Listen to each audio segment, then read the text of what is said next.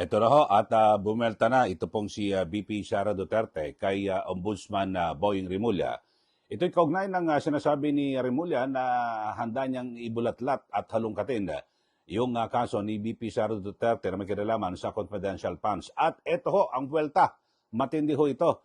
Dapat bulatlatin mo, Ombudsman Rimulya, ang lahat ng mga kaso. Huwag kang maging selective. Kasama ang kaso ng anak mo. Yung sinasabing drug case na naging mabilis po yung pag-dismiss sa nasabing kaso. So yan po, at alam naman ho natin lahat, baka babae, madali lang ho, i-google nyo lang ho ito. At ito hong noong October 11, 2022, yung anak po ni Ombudsman Boying Rimulya na si Juanito C. Diaz Rimulya III, o 38 anyos, ay inaresto diyan po sa Las Piñas. At ito'y kaugnay ng controlled delivery operation na kung saan ay sinasabi ho ng mga otoridad na meron pong parcel, no?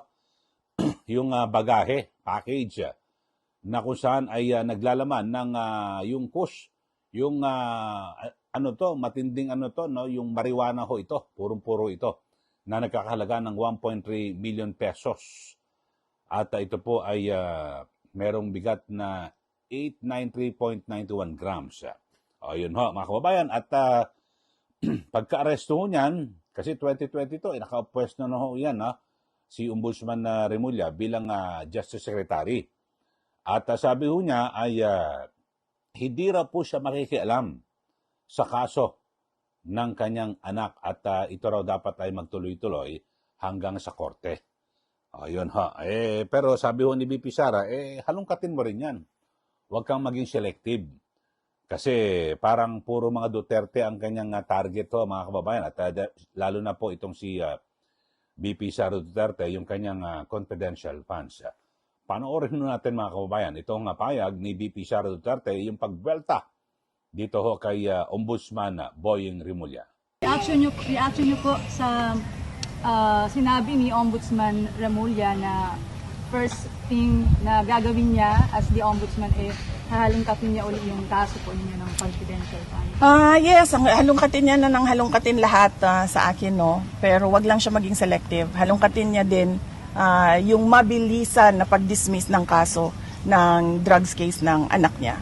At yung iba pang mga kaso at posibleng kaso ng mga kaalyado nila. So, wala tayong problema dyan, halongkatin lahat. O yan po ang pahayag ni VP Sara Duterte at sinasabi niya, sige, balatlatin, halongkatin nyo lahat na mga kaso at pero wag kong selective, wag kong pipiliin.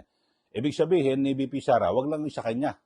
Lahat, pati yung mga kaalyado mo at lalo na sa anak mo, na kung saan ay bakit mabilis na ito'y na-dismiss yung kaso. Ito matandaan niyo mga kababayan, noong, di ba, October 2022, October 11, 2022, na-aresto.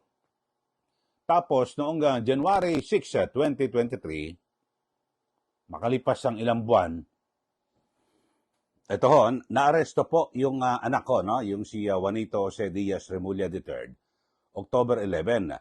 At noong January 6, 2023, ay agad na ina-acquit ng Las Piñas Regional Trial Court Branch 197, ito pong anak ni Ombudsman Boying Rimulya, dito po sa kaso, no, yung illegal drug possession na kaso.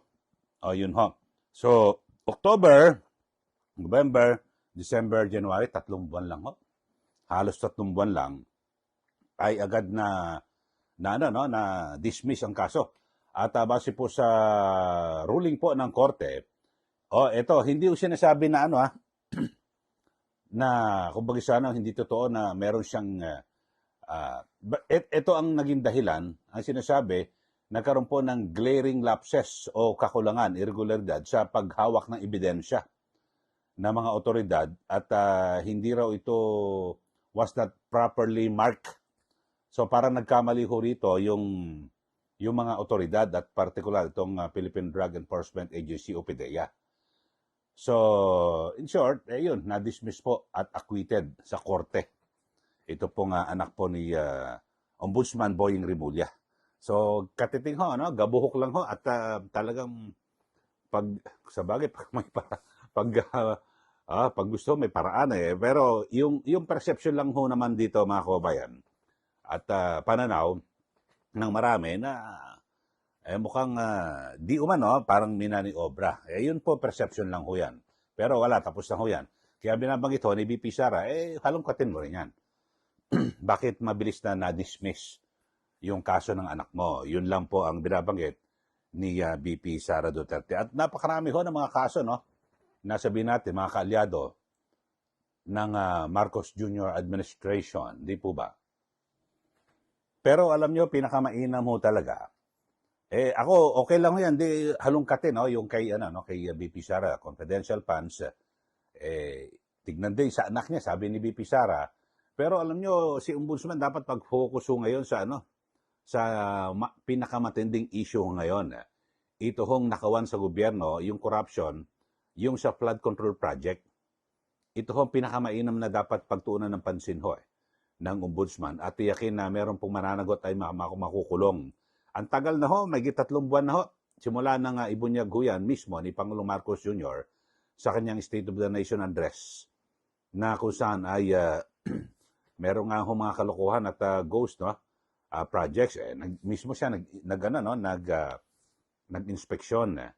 Pero marami po ang nagsasabi rin, may pananagutan din dito ang Pangulo. Kasi siya po ang pumirma. Di ba? Nagyayabang nga ho siya nakaraan. May speech ho siya na may sa 4,000 na pahina.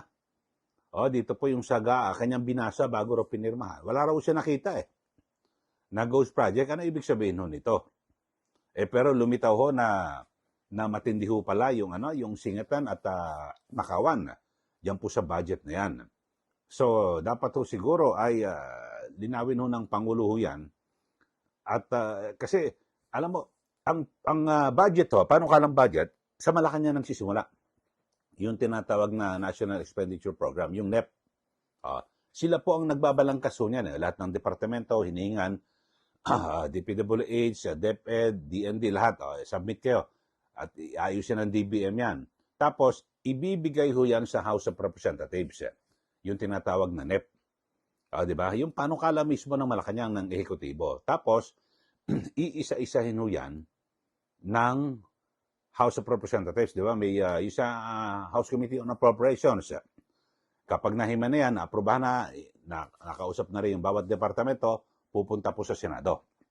Tapos yung Senado, may sariling version din. Kung sa House, meron silang departamentong tinapesahan, sa Senate wala. Tapos sa BICAM mag-uusap-usap. So, pagdating mo sa Malacanang, aprobado na sa BICAM, siyempre pagdating sa Malacanang, kung ikaw ay presidente, check mo. Ikukumpara mo, ano ba yung original natin na isinabmit o itong NEP natin, isinabmit. Tapos bakit ito ganito na? Kung binasa ho talaga ng Pangulo, di po ba? Kung talagang kanyang niribisa ng gusto, di po ba? O bakit magkaiba? Yung sinabmit natin, ito bakit ganito?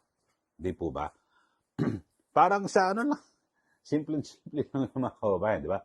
Alam ba, may usapan kayo ito, alam ba, may nagpagawa ka ng kung anumang bagay, no? Ibinigay mo, eto gusto ko, ganito. Pagbalik sa'yo, iba na. Ay, hindi ito napag-usapan natin. Dapat ganun ang Pangulo. Sabi niya sa isang speech, siguro, i-google nyo na lang na kanyang pinagmamalaki na may sa 4,000 daw na pages. Kanyang binusisi, wala raw siya nakita.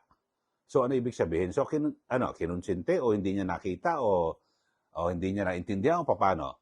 Kayo na po ang humusga. Sige, dito mga kabayan. Pero balikan natin itong issue. Ano ho ba masasabi niyo rito? Kasi parang sabi ho ni BP Sara, sige, halongkatin mo lahat. Halongkatin ang halongkatin. Pero yung sa anak mo, halongkatin mo rin at mga kaalyado. Kayo ho, ano masasabi niyo rito? Sige, bigay na po kayo ng komentaryo dito po sa ating channel at huwag niyo rin pong kalimutan na i-like at i-share ito ang ating pinag-uusapan. Sa mga bago lang po sa ating channel, subscribe na po kayo.